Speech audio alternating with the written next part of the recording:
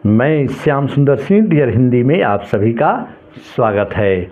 आइए बच्चे, आज मैं 10वीं कक्षा गोधुड़ी भाग 2 से पाठ 9वां के अंतर्गत मैं वीरेन डंगवाल द्वारा लिखित कविता हमारी नींद प्रस्तुत करने जा रहा हूँ। हमारी नींद बहुत समसामयिक घटना पर आधारित हमारी नींद जो है हमारे समकालीन कवि वीरेन डंगवाल द्वारा ये लिखित कविता है। जो यह कविता दुष्चक्र में सृष्टा से संकलित है। यह बोर्ड परीक्षा में कभी कभी पूछ देता है कि हमारी नींद कविता किससे लिया गया है। तो हमारे बच्चे, यह कविता दुष्चक्र में सृष्टा से संकलित है। चलिए बच्चे, यह कविता जो हमारी नींद कविता लिखी गई है, इस कविता के माध्यम से कवि यह मुझे संकेत दे रहा है कि आज के समाज में जो सुविधा होगी, आराम पसंद जीवन अथवा हमारी बेपरवाहियों के बाहर विपरीत परिस्थितियों से लगातार लड़ते हुए बढ़ते जाने वाले जीवन का यह चित्रण करती है कविता। बच्चे, प्रकृति एक ऐसी समाज में कोई भी परिवर्तन होता है। एकाएक कवि सोया हुआ था जो है प्रकृति अपने आप मोड़ ले लेती है। प्रकृति किसी के रुकने से रुकती नहीं है। कवि यहाँ पर सोया हुआ है, एकाएक विकास और परिवर्तन देख रहा है। अपने नींद में सोया हुआ है। कविता का शीर्षक बड़े ही मार्मिक है। यहाँ पर कवि कह रहा है कि मेरी नींद के दौरान कुछ इंच बढ़ गए पेड़ और कुछ सूत पौधे अंकुर ने अपने नाम मात्र कोमल सींगों से धकेलना शुरू की। बीज की फूली हुई छत भीतर से।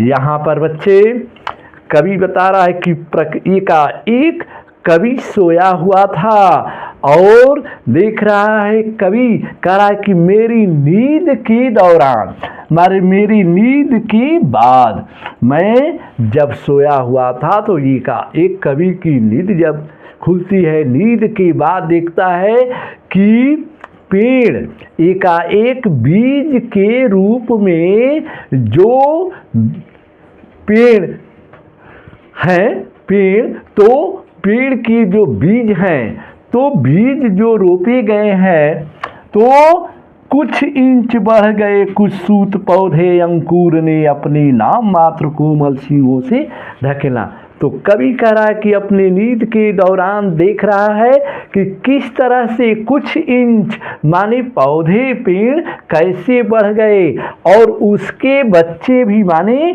बच्चे जो पेड़ के सोते छोटे छोटे सूत के रूप में माने उसके छोटे बच्चे के रूप में वो भी एकाएक बढ़ गए। और जो अंकुर ने अपने नाम मात्र कोमल सींगों से, माने कवि कह रहा है कि जो बीज रोपे गए थे जमीन के अंदर, धरती के अंदर, वह उस परत को फाड़ते हुए उसमें से जो अंकुर के रूप में निकल करके अपने कोमल सींगों से धकेलना शुरू किया। अर्थात ऊपरी सतह को फाड़ करके बीज अंकुरित के रूप में प्रकाशित हुआ, आगे बढ़ा और धकेलना शुरू की बीज की फूली छत पर। जहाँ बीज रोपा गया था तो बीज अंकुरित होकर के उस सतह को फाड़ते हुए आगे की ओर बढ़ा। तो बढ़ करके ये रातों रात कवि इस दृश्य को देख रहा है कि उसके नींद के दौरान क्या देखता है कि एक बीज जो जमीन धरती के अंदर रोपा गया था वह अंकुरित हो करके जो उस सतह को फाड़ करके ऊपर बढ़ गया, पेड़ के रूप में विकास कर गया और उसके छोटे छोटे पौधे भी आगे की ओर बढ़ गया। कवि यहाँ एक बिंब की रचना करता है।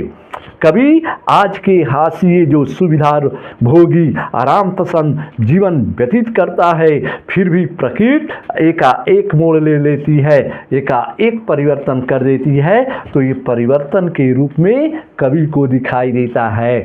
मेरे प्यारे बच्चों, कवि इस दृश्य को, इस परिवर्तन को अपने नींद के दौरान देख रहा है कि कैसे एकाएक अंकुरित बीज सतह को फाड़कर आगे बढ़ा, उसके पेड़ बढ़े, बच्चे बढ़े, बच्चे के रूप में पौधे हैं।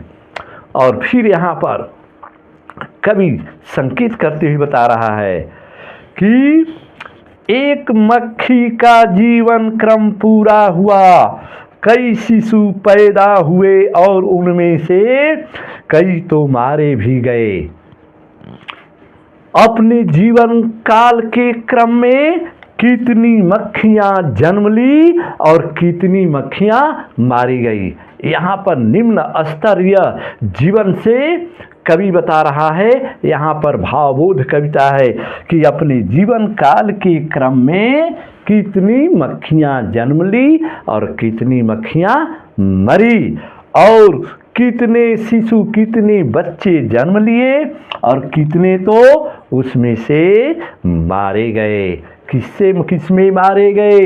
दंगे में मारे गए, आगजनी में मारे गए और बमबारी में मारे गए। कवि बता रहा है कि जीवन संकीर्णता पर बोध करते हुए बता रहा है। कवि यहाँ एक बिंब की रचना करता है। कवि बिंब के रूप में एकाएक प्रकृति में होने वाले परिवर्तन विकास को रूप में बताया है कि मेरी नींद के दौरान ऐसे ऐसे परिवर्तन दिखाई दिए। चलिए आगे बेटा, कवि बता रहा है कि गरीब बस्तियों में भी धमाके से हुआ देवी जागरण लाउड स्पीकर पर। यहाँ पर कवि कुछ भाव के रूप में स्पष्ट करना चाहता है। बच्चे यह ध्यान देना है हमें कि आज भी यहाँ पर अंधविश्वास एवं रूढ़िवादिता को लेकर बताया है कवि कि आज भी बड़े बड़े शहर में झुग्गी एवं झोपड़ियों में निवास करने वाले लोग, जहाँ भर पेट भोजन नहीं मिलता, वहाँ सामंत प्रवृत्ति के लोग देवी जागरण करके अपना उन लोगों से अपना उल्लू सीधा करते हैं, अपना काम साधते हैं। वहाँ पर इसके रूप में कवि चित्रण कर रहा है कि गरीब बस्तियों में भी धमाके से हुआ देवी जागरण लाउड स्पीकर पर।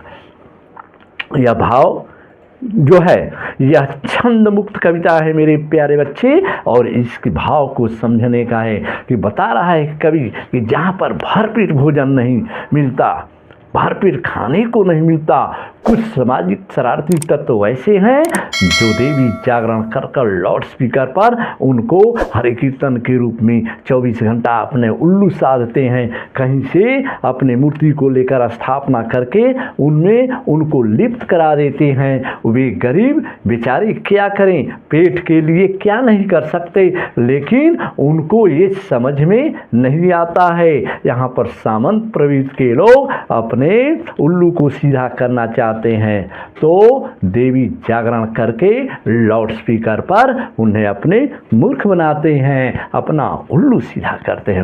उल्लू सीधा करना, सबको मूर्ख बनाना एक मुहावरा भी है मेरे प्यारे बच्चे। आइए बेटा, तो बता रहा है कवि, और यानी साधन तो सभी जुटा लिए हैं अत्याचारियों ने, मगर जीवन हठीला फिर भी बढ़ता ही जाता है आगे हमारे नीड के बावजूद।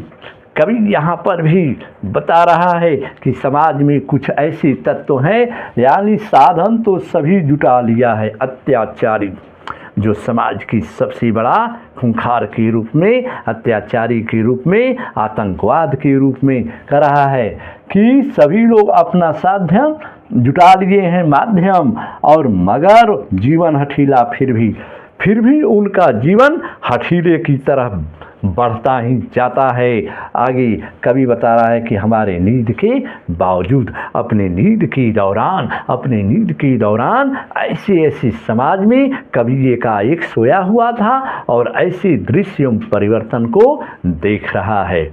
और देखने के बाद यह कवि हमें बता रहा है कि इस समाज में छंद मुक्त कविता है मेरे प्यारे बच्चों, ये ध्यान देना है कविता छोटी लेकिन भाव से परिपूर्ण है कविता। अब कवि अंत में कह रहा है, अंत में ध्यान देना है, व्याख्या करने के लिए 2 पंक्ति पूछता है मेरे प्यारे बच्चों, एक गरीब बस्ती वाला और एक और लोग भी हैं, कई लोग हैं अभी भी जो भूले नहीं करते साफ है और मजबूत इनकार। यहाँ पर बता रहा है कवि कि और लोग भी समाज में कुछ ऐसे हैं, और लोग भी हैं और कई लोग भी हैं। कितने लोग भी हैं जो अभी भी जो भूले नहीं करते, कभी भी भूल नहीं करते।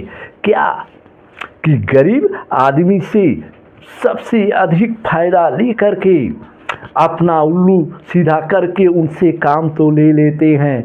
जैसे समाज में या कहीं भी वोट की राजनीति पर नहीं जाना चाहते हैं तो क्या होता है, वोट को लेकर के गरीबों के पास जा कर के उन्हें प्रलोभन दे करके अपना काम तो पूरा कर लेते हैं। लेकिन अब वोट या मत देने के बाद कुछ दिन बीत जाता है, वहीं गरीब व्यक्ति जब जाता है और कहता है कि ये मेरे काम कर दीजिए, वोट मत तो उससे लिया है, अपना उल्लू सीधा कर लिया, लेकिन वहीं पद पर कहीं जाकर स्थापित हो जाता है तो वो लोग क्या करते हैं, उसी पर कवि बता रहा है समाज की जो सुविधा भोगी और आराम पसंद जीवन से अपना व्यतीत कर रहे हैं उनके प्रति कवि बता रहा है बेटा कि और लोग भी हैं और कितने लोग भी हैं जो अभी भी भूलते नहीं और जाते हैं तो पूछते हैं कि मेरे काम को कर दीजिए गरीब लोग, तो साफ और मजबूत शब्दों में कहते हैं कि ये मेरे बस से बाहर है, अर्थात मैं इस काम को नहीं कर सकता हूँ। गरीबों को भुलवा कर शोषण कर अपना उल्लू सीधा कर लेते हैं। यहाँ पर कवि बता रहा है कि कवि यहाँ पर एक बिंब की रचना करते हुए प्रस्तुत कर रहा है। कवि बता रहा है कि मेरी नींद के दौरान ऐसे समाज में मैंने एकाएक परिवर्तन को देखा।